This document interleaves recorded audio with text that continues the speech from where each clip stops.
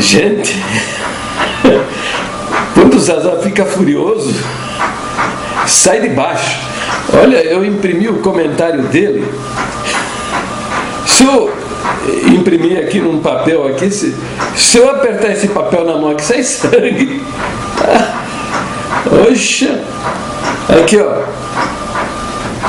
Você acha que com esses vídeos insanos e irônicos você vai me convencer e me desligar da doutrina mais séria deste mundo? Horas, você não aceita CCB? Problema teu. Vai queimar no lago de fogo, que assim seja a tua vontade. Zazá, mas o que é isso, meu filho? Você está bravo demais. Calma. Cuidado com o coração, meu filho. Vai infartar aí. Zazá, pelo amor de Deus. Você não conhece o que é salvação, meu filho? Não, não sabe o que é salvação, não é, meu filho? Ai, ai, ai. Meu querido, eu vou tentar explicar para você, tá? E você vai saber o dia que você fizer uma coisa. Você colocar a sua confiança, olha, somente nas palavras do Senhor Jesus, registrará as Escrituras, e naquele sacrifício que Ele fez na cruz, para a salvação da sua alma. O dia que você fizer isso, parar de ir atrás dos homens, da igreja, essa coisa toda, dessas doutrinas malucas aí, você vai ter certeza da sua salvação no seu coração, sabe? Zazá, eu sou salvo, a minha alma é salva por toda a eternidade, meu filho. Deus me deu a vida eterna. Vida eterna não é como você pensa. Veja, eu batizei lá por volta de 1900, na década de 60, no comecinho de 70, por aí que eu não marquei data, sabe, filho? E na sua cabeça, no dia desse batismo eu fui salvo. E agora, do ano 2000 para cá, quando comecei a contestar as doutrinas da congregação, você acha que eu perdi a salvação, né? Que eu me desviei e tal, papapá. Essa é a sua cabeça, entendeu? Agora, Deus nos deu a vida eterna. Mas que vida eterna é essa, meu filho, que dura 20, 30, 40 anos? Isso não é vida eterna. A vida eterna é vida eterna. A Bíblia diz que Deus nos deu a vida eterna. Lá João está falando isso aí na primeira carta. Que Deus nos deu a vida eterna, essa vida está no seu Filho. Quem tem o Filho tem a vida. Que vida? Vida eterna. Quem não tem o Filho não tem a vida. Ô filho, é o seguinte, eu tenho Filho, eu tenho a vida eterna. Entendeu? A Bíblia diz que a salvação é um dom. Dom é uma dádiva, um presente. Você crê de outra maneira, e os caras fizeram a sua cabeça. Mas está lá no livro de Efésios, capítulo 2, versículo 8. Pela graça sois salvos por meio da fé. Isto não vem de vós. Quer dizer, isto não vem de vós. Está dizendo claramente que não adianta você se esforçar, querer ser firme e fiel, batizar nesta ou naquela igreja. Não adianta, isso não vem de você, filho. É dom de Deus. Olha, dom é dádiva, é presente. Entendeu? E a Bíblia diz também que os dons de Deus são sem arrependimento. Então, não, mas na sua cabeça eu acho que você acredita que Deus se arrepende. Aliás, tem lá no livro de Gênesis, acho que no capítulo 5, 6, que diz que Deus se arrependeu de ter feito o homem. Bem, mas isto precisa ser entendido como uma linguagem antropomorfa. É isso? É. O autor, o escritor, Moisés, estava escrevendo ali de uma maneira que nós pudéssemos entender melhor. Mas, de fato, isto faz parte de um plano de Deus, cuja a profundidade, a dimensão, nenhum de nós conseguimos atinar qual é. Mas Deus tem um propósito imenso em tudo isso que aconteceu na história da humanidade. Entendeu? Além do que nós conseguimos alcançar na leitura das Escrituras. Então Deus não se arrepende, filho. Mas na sua cabeça, você deve pensar assim, que Deus está lá falando lá no céu, lá, puxa, olha só o que eu fiz, que absurdo. Eu dei a vida eterna para o Jair, mas me arrependi, rapaz, mas que cabeça maluca minha. Fui dar vida eterna para esse rapaz aí. Olha lá o que ele está fazendo lá, no meio dos crentes da congregação.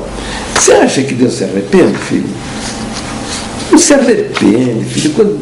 A Bíblia diz assim, ó, que os dons e a salvação é um dom de Deus. Os dons e a vocação de Deus são sem arrependimento. Entendeu? Meu filho, sinto muito dizer a você, você fica triste com isso. Mas olha, a minha salvação foi por eleição. Deus me elegeu antes da fundação do mundo para desfrutar da vida eterna com Ele em glória no céu, meu filho. Entendeu? E não há nada que possa mudar isso. Na minha vida, não há nada que aconteça que possa mudar esse resultado. Entendeu? Vou entrar na glória dele. Vou comparecer no tribunal de Cristo para ser julgado as minhas obras. Mas isso não tem nada a ver com a salvação. Está lá no capítulo 3, lá de 1 Coríntios. Leia lá. O tribunal de Cristo está dito em 2 lugares diferentes. Está lá nas Escrituras, está em Romanos e em Coríntios. Então leia. Todos nós haveremos de comparecer diante do tribunal de Cristo. Esse todos nós, eles estavam falando com os crentes verdadeiros, crentes salvos. Não é aqueles que pretendem entrar no céu sendo firme e fiel. Esses não vão comparecer diante do tribunal de Cristo. Esses vão comparecer diante do grande trono branco, descrito lá no livro de Apocalipse. Deu mar, os mortos ressuscitaram, os da segunda ressurreição, os que não tiveram parte na primeira ressurreição, vão se comparecer diante do juiz do universo. Para quê? Para saber se eles foram bonzinhos, se foram ruinzinhos, se praticaram boas obras ou não praticaram. Não, é só para receber a sentença, porque estão todos condenados. Quem nele crê, diz lá na carta de João, no Evangelho de João, quem nele crê não é julgado, mas quem não crê já está condenado. Entendeu? Vai comparecer no tribunal para receber a sentença. É normal isso. O cara matou, estrupou, caramba, tal. Ele já está condenado, ele vai ser preso e vai ficar na cadeia. Mas tem que comparecer no juiz, perante o juiz. Né? Vai ter um advogado de defesa, um promotor, entendeu? Para receber no final a sentença da condenação. Então estas almas vão comparecer diante do... Mas eu não, filho, eu não tenho nada a ver com isso. Ó. O meu Senhor já pagou na cruz do Calvário todos os meus pecados. Aí dos que vão vir aí, né, pra frente. Meu filho, porque eu estou sempre pisando na bola, viu, filho? Não esquenta a cabeça. Você também, não pensa que você é diferente de mim, melhor que eu, não. Você também dá seus pisões aí, é que o diabo está lustrando aí você aí com o seu verniz, esse do seu filho ser firme e fiel, santo de Deus, essa conversa mole aí sua, o diabo fica lustrando aí para você. Você não tem nada disso, não. Isso aí é pura enganação. Então veja, Deus me elegeu antes da fundação do mundo para desfrutar da sua glória. O que eu vou fazer? E tem outra coisa, eu fujo do mal, me desvio do pecado. Não é porque eu não quero pecar, não, isso é do homem, entendeu? Eu me desvio do mal, fujo do pecado porque eu sou espertinho, sabe? A Bíblia diz: se estáis sem disciplina é porque sois bastardo e não filho. Então eu sou filho do Senhor, Deus é meu pai. Eu sei que se eu desobedecer eu vou tomar umas cacetadas, entendeu? Eu, como sou espertinho, Zazá, você sabia? Ser obediente, fiel a Deus, conserva os dentes, sabe? Rapaz. faz bem para a saúde, conserva os dentes, entendeu? Não quero conversa mole com isso não. Então veja, Deus nos deu a vida eterna, Deus me deu a vida eterna, essa vida está no seu filho, quem tem um filho tem a vida, eu tenho um filho. Eu vi um comentário seu, você falando para a Márcia lá, dizendo para tomar cuidado, que eu tenho fala mansa. Isso aí, sabe por que essa fala mansa? Isso aí é o dom do Espírito Santo. Olha que maravilha, Zazá. Deus me deu o penhor do seu Espírito. Você sabe o que é um penhor? Sabe o que é um penhor? Você contrai uma dívida com uma pessoa, então você dá uma coisa de valor para ele, uma coisa de grande valor, sabe? Você dá para ele e fala: olha, esta joia fica com você, esse é o penhor, entendeu? É o que você dá como garantia da sua dívida. Deus assumiu uma dívida comigo. Ai, que coisa, hein? Pois me deu o penhor. Ué, se ele não tivesse um compromisso comigo, uma dívida comigo, ele não me daria o penhor. Ele me deu o penhor do seu Espírito, que é a garantia de que ele vai cumprir a sua palavra comigo. Entendeu? Rapaz, quando você está com a cabeça, meu. Então, quando você diz lá, disse para a Márcia, né, que ele tem uma fala mansa, você não lê capítulo 5, versículo 22? Diz lá, ó, o fruto do Espírito é amor, alegria, paz, bondade, benignidade, fidelidade, mansidão e domínio próprio. Então, quando você me vê assim, numa boa, sabe, passando por cima das agressões, das violências, das situações difíceis, sabe? Eu tenho passado difícil, situação de vida e de morte, filho, tá? Mas essa paz sempre esteve comigo. Esse domínio próprio é um dom do Espírito Santo. Quando você tem o Espírito Santo e você se submete a ele, o fruto do Espírito Santo, não fala no plural não, hein? Fala no singular. O fruto do Espírito Santo vai se manifestar na sua vida, entendeu? Então, o fruto do Espírito Santo, ele tem vários, é como a laranja, tem vários gomos. Um gomo é o amor, outro gomo é a alegria, outro gomo é a paz, outro gomo é a benignidade, a bondade, a fidelidade, mansidão, domínio próprio. Então veja, quando eu só acredito e tal, ou falo com as pessoas, elas estão vendo um gominho aí, que por exemplo é a mansidão, um domínio próprio, tá? Essa capacidade não é minha não, essa capacidade vem do Espírito Santo que habita em mim. É simples, cara. Então veja, aqui ó, veio na madrugada, você estava olhando aqui, isso aqui ó, se eu fizer isso aqui ó, apertar um pouquinho assim ó, sai sangue, rapaz, caramba.